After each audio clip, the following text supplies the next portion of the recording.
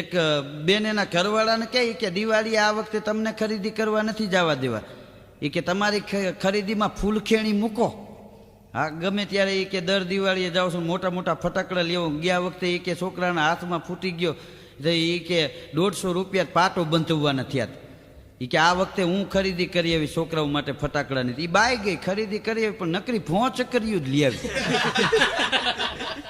ઠેલી આમ ઠલવી ને નકરી ભોંચ કર્યો. એનો ઘરવાળો કે આ શું? એ કે આ જો સસ્તામાં પતી ગયું ને છોકરા વળી આમ જગાવે તો એવી કુંડાળું કુંડાળું ફરે એ કે અને મજા આવે, કોઈને દાજે નહીં.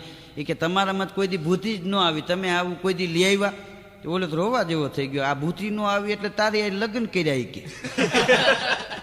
પણ બહેનું એવું બધાએ વાળું પાણી કરી લીધા. વાળું પાણી કરીને છોકરાઓને કે હવે બેટા તમે એ ડેલી આ ભોંચ કરી જગાવો.